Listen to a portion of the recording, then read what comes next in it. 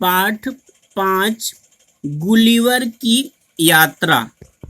आइए इस पाठ में हम जानते हैं कि किसी भी व्यक्ति को दूसरे स्थान पर भ्रमण करने में यानी घूमने में, जाने में, ट्रैवल करने में किस किस प्रकार की परेशानियां होती हैं, यानी क्या क्या प्रॉब्लम्स आते हैं, कितनी परेशानियां आती हैं। अगर हम कहीं दूसरे जगह गए और वहाँ की भाषा हम नहीं जानते हैं तो हम कितना कष्ट उठाएंगे, हमें कितना कष्ट उठाना पड़ेगा। आइए इस पाठ में जानते हैं। इस पाठ में ये बताया गया है कि भाई अलग अलग देश, इस दुनिया में बहुत सारे देश हैं और अलग अलग भाषा में जो है लोग बात विचार करते हैं, खान पान सबका अलग अलग है। चलिए इस पाठ को पढ़ते हुए हम जानते हैं कि क्या क्या समस्याएं आती हैं और उनका समाधान करने के लिए कौन कौन से तरीके बताए गए हैं।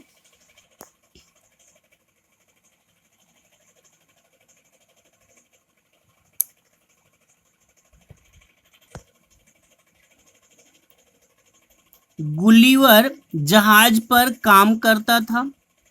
प्रश्न पूछा जा सकता है कि गुलिवर कहाँ काम करता था, तो जहाज पर। उसे यात्राएं करना अच्छा लगता था। गुलिवर को क्या करना अच्छा लगता था? यात्राएं करना। हमेशा की तरह इस बार भी वह नए सफर पर निकला। सफर मतलब यात्रा पर, घूमने के लिए। अचानक तूफान में उसका जहाज फंस गया। तूफान यानी बवंडर। जिस प्रकार धरती पर तेज हवा आती है तो घर या पेड़ पौधे झोपड़ियां गिर जाती हैं, ऐसे ही सागर में तूफान आता है तो बड़ी बड़ी नावें उसमें डूब जाती हैं। तो अचानक तूफान में उसका जहाज फंस गया। सभी यात्री, यात्री मतलब ट्रैवलर, जो लोग उसमें बैठ के जा रहे थे, जो पैसेंजर थे, समुद्र में डूबने लगे। गुलिवर किसी तरह किनारे पहुंचा। किनारे यानी बीच पे, समुद्र के तट पे पहुंचा। वह बहुत थक गया था यानी टायर्ड हो गया था, इसलिए वह वहीं जमीन पर यानी धरती पर, बीच पर, नीचे जो है ग्राउंड पर सो गया। जब उसकी नींद खुली तो उसने अपने आप को पतले पतले धागों में बंधा हुआ देखा। यानी जब नींद खुली अर्थात जब वह सो करके जगा तो उसने देखा कि पतले पतले यानी बहुत थीन थ्रेड से उसको बांधा गया है, धागे से, पतली पतली धागा से उसे बांधा गया है। उसके अचरज की तब सीमा न रही जब उसने देखा कि उसकी छाती पर लगभग 6 इंच का एक आदमी खड़ा था। यानी वह हैरान हो गया, देखा कि उसकी छाती पर 6 इंच का यानी बहुत छोटा आदमी खड़ा है। इतना छोटा आदमी उसने पहली बार देखा था, यानी पहली बार उसने इतना छोटा आदमी देखा था, फर्स्ट टाइम 6 इंच का आदमी। कुछ देर बाद उसी के जैसे छोटे छोटे यानी 6 इंच का जो आदमी था, सेम यानी ठीक उसी के जैसे छोटे छोटे लगभग 40 आदमी उसके शरीर पर चढ़ गए।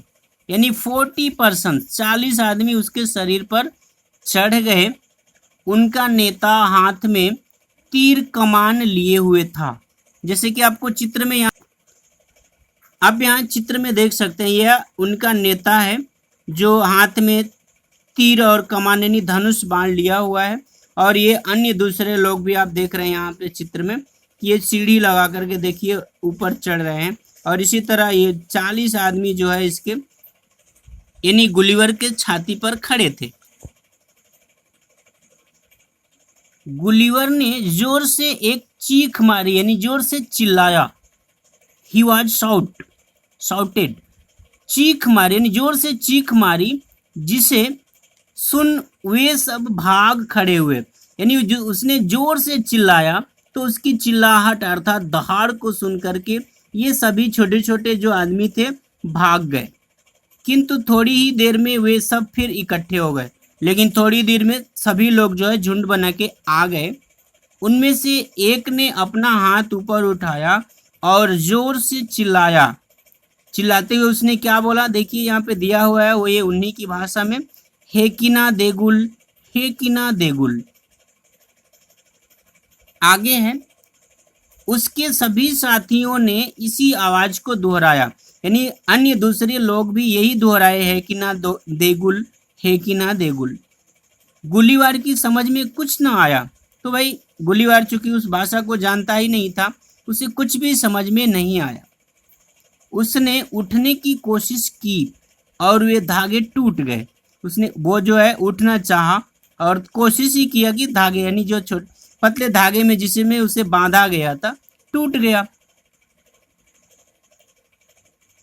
गुलीवर की समझ में आ गया कि जिन्हें वह धागे समझ रहा था वास्तव में वे उस जगह के रस्से थे, यानी जिसे वो धागा समझ रहा था वहां के लोगों के लिए वे बड़े मोटे मोटे यानी मजबूत रस्से थे। जैसे ही गुलीवर उठकर बैठा उस पर तीरों की बौछार होने लगी, यानी ये लोग तीर से प्रहार करने लगे, उसे मारने लगे, यानी धनुष बाण लिए ही हुए थे, ये लोग बाण छोड़ने लगे। बौछार मतलब खूब ज्यादा, एक के बाद एक बहुत सारे धनुष से सभी लोग मिलकर के बहुत से बाण छोड़े।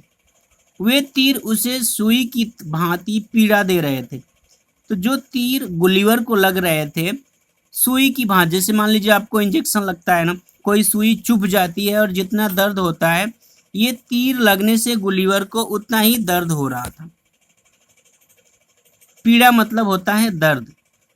अंत में गुलीवर ने हार मानने का अभिनय किया, यानी उसने एक्ट किया, नाटक किया, चलो मैं हार गया, और फिर से लेट गया, वहीं जमीन पे लेट गया।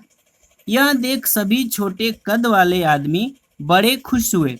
उन्होंने तीर बरसाना बंद कर दिया। जब गुलीवर वहां फिर से लेट गया तो उन लोगों ने तीर बरसाना यानी तीर से मारना, वार करना उन्होंने बंद कर दिया। थोड़ी देर बाद गुलीवर के पास ही उन लोगों ने एक मंच बनाया। क्या बनाया? मंच। मंच मतलब स्टेज। उस समय एक व्यक्ति भाषण देने लगा और एक व्यक्ति उस मंच पे चढ़ा और मंच पर चढ़ करके वो भाषण देने लगा, यानी स्पीच देने लगा।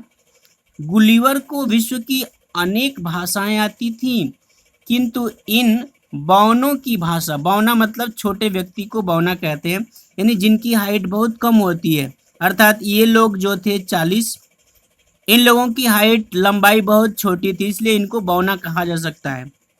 तो इन बौनों की भाषा बिल्कुल अलग थी, इसलिए वह समझ न सका। इन लोगों की भाषा बिल्कुल इसे अलग दिखी, डिफरेंट लगी, इसलिए वह समझ नहीं पाया। गुलीवर को बड़ी जोर की भूख लग आई थी, यानी इसे बहुत भूख लग गई थी, अब कुछ खाना चाहिए।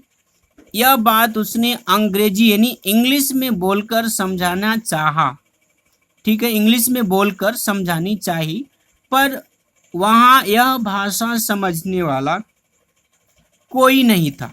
मतलब वे जो छोटे छोटे लोग थे उन लोगों को अंग्रेजी यानी इंग्लिश नहीं आती थी। हार कर इस बात को उसने संकेतों से उन लोगों को समझाया।